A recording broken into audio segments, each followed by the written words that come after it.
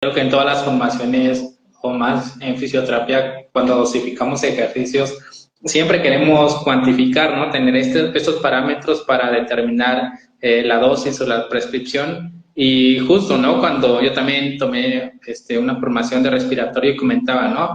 Presión inspiratoria máxima, presión expiratoria máxima, pero está bien, ¿no? En EPOC, en pacientes con asma, pero un paciente con alteración neuromuscular es más difícil, ¿no?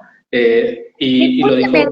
Si el paciente colabora, se puede. El tema es el que no puede colaborar. Entonces, ¿cómo trabajas con ese paciente? Ese es el tema. Exacto, porque también justo lo comentaba, ¿no? Y cómo lo valoras, y creo que lo comentó hace ratito, ¿no? En cuanto a estos signos o síntomas que presenta el paciente, de ahí determinamos, ¿no? Nuestro tratamiento. Hace rato comentó de la debilidad muscular que presentan los pacientes y es bastante claro, ¿no? En este grupo de enfoque que tiene. Sí, sí, eso, aprender a ver la debilidad, si podés, si el paciente colabora y tenés dispositivos, podés medir, y si no, lo ves desde la parte clínica. Y sobre todo, lo importante es no esperar, porque todo el mundo entiende que el problema respiratorio es tener un cuadro respiratorio, tener aumento de secreción. Entonces, incluso con un colega hemos armado un curso que se llama aprender sobre lo respiratorio más allá del manejo de las secreciones. Estos pacientes tienen un sufrimiento respiratorio, viven en lo que se llama insuficiencia ventilatoria sin tener insuficiencia respiratoria. Entonces, todo el mundo espera para trabajar lo respiratorio que esté con la saturación baja, aumento de la frecuencia respiratoria. Y estos pacientes, por ejemplo, no pueden aumentar la frecuencia respiratoria porque son débiles. Entonces, un paciente común en una insuficiencia respiratoria tiene aleteo nasal. Estos pacientes no tienen aleteo nasal, pero tienen, por ejemplo, respiración paradojal, hay que aprender a verla, sin hacer el paro, porque nosotros estamos acostumbrados a ver en terapia intensiva, cuando los pacientes tienen respiración paradojal, están al borde de agotarse y son pacientes que hay que intubar. Estos pacientes pueden tener respiración paradojal durante meses o años, y tanto la respiración paradojal puede ser abdominal o torácica. Y entonces, cosas que no, o por ejemplo, se ponen muy rojos al comer sin aspirarse. Es porque están haciendo un esfuerzo y mantienen la apnea para poder tragar, ¿no? Entonces, fíjate cómo cosas simples hacen ver que hay otros problemas respiratorios que no es solo tener secreciones. Obviamente uno tiene que aprender y además estos pacientes como son débiles, no podés sacar las secreciones fácilmente. Tenés que usar métodos apropiados, ¿no? Por eso usamos apilamiento de aire, asistencia de la tos, y después, si durante el sueño hay alteraciones, o antes, cuando hay signos clínicos, comenzamos el soporte ventilatorio nocturno, ¿no? O sea, hay que prestar atención. Y por eso, si nosotros, la mayoría, mucho tiempo yo contaba que hacía esto y me derivaban los pacientes, cuando ya estaban en insuficiencia respiratoria, me llamaban, venía a ver un paciente que se descompensó esta terapia intensiva, triste, ya estaba intubado o traqueostomizado, cuando hay mucho para hacer antes de la insuficiencia respiratoria aguda, ¿no? Entonces, bueno, eso, como te decía, ha sido mi desafío de enseñar sobre eso, ¿no? Por eso, bueno, siempre cuento, y hay una formación que se llama el desafío de respirar, otra que se llama esa que pusiste también, esto de enfoque, o sea, aprender a ver todos estos problemas para tratarlos antes de que se presenten, sobre todo en el que no habla, el paciente con daño neuromotor, que tiene parálisis cerebral, el paciente que tiene traumatismo de cráneo, el paciente que tiene una ACV con una afasia, ese paciente que tiene una ACV de tronco con un trastorno severo de la deglución, que permanece con una traqueostomía, que no puede hablar porque tiene la afasia, pero tenés que interpretar qué le está pasando al paciente, ¿no? Eso es interesante también. Sí, sin duda.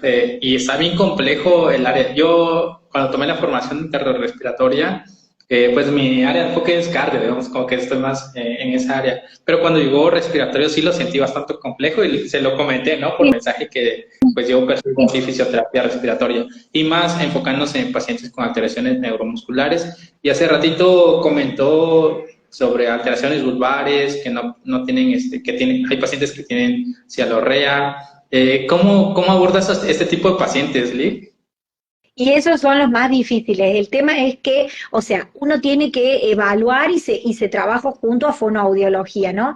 Pero muchos pacientes que tienen alteraciones vulvares, no se, no, digamos, no pueden comer, pero al no aspirarse con la saliva, pueden vivir así, pero uno tiene que encontrar alguna forma de asistir la ventilación y de asistir la tos para limpiar la orofaringe con técnicas específicas. Y bueno, y tiene que, digamos, sobre todo negociar, bueno, porque a veces los pacientes tienen trastornos de la deglución y con el hecho de evitar que se alimenten por boca y poner tempranamente una sonda o uno gastro o una gastrostomía, uno, digamos, elige una forma de alimentación alternativa y les evita la traqueostomía. Algunos pacientes tienen aspiración masiva, como pasa con las ELAs cuando la vía aérea se pone espástica, las ELAs vulvares o cuando la ELA evoluciona, y bueno, ahí no queda otra, o esto que te decía, los ACV de tronco toman toda la musculatura vulvar, el paciente se aspira masivamente y esos pacientes a veces tienen que permanecer con traqueostomía. Pero si uno puede identificar el trastorno de los músculos vulvares, encontrar la forma de alimentación que hace que el paciente no se aspire, porque son esas microaspiraciones, y hace que limpie la vía aérea, uno logra que los pacientes así vivan sin necesidad, a veces sin necesidad siquiera de botón gástrico, es encontrar junto a la fono cómo tiene que comer, qué tiene que comer y cómo le limpiamos la vía aérea. Con estas técnicas que usamos, simplemente ayudar a ventilar y asistir la tos. Cuando uno trabaja sobre esa musculatura también a través de estas técnicas de apilamiento y de asistencia de la tos, también ayuda a estos pacientes. Pero son los más complejos, son los que nos deja, o sea, son los que nos llevan a esta encrucijada de la traqueostomía. Pero bueno, no es que o sea, sea malo a algunos, pero el tema es que algunos pacientes van a vivir así. El tema es que a veces hay muchas más traqueostomías porque han sido mal elegidos los pacientes. Muchos pacientes dicen, no, este paciente va a tener traqueostomía porque está con el trastorno de la deglución. No, con ponerle una sonda y que el paciente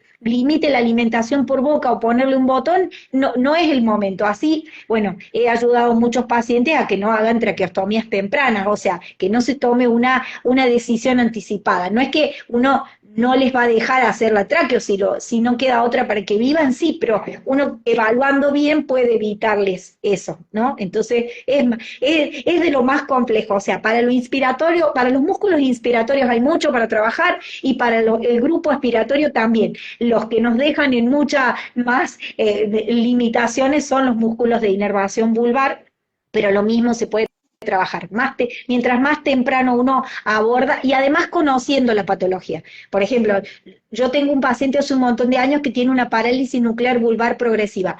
Yo sé que estos músculos iban a estar mal, entonces comencé trabajando, el paciente caminaba y todavía algo hablaba, después fue perdiendo la marcha, fue perdiendo las funciones, bueno, después se le hizo la gastrostomía, igual un tiempo se siguió alimentando por boca y aún así hoy en día está muy evolucionado todo su cuadro, ya no se mueve, está postrado, pero el paciente está sin tráqueo y defiende su vía aérea, pero todavía tiene una tos refleja y eso hace que defienda de las aspiraciones con saliva. Y así está bien. Cada tanto, porque está en cama, un montón de cosas, tiene algún cuadro respiratorio, pero, o sea, yo no voy a sacarle las secreciones, yo voy a trabajar para que sus defensas de la vía aérea se mantengan activas, ¿no? Entonces es una perspectiva distinta de trabajo, muy interesante en la prevención.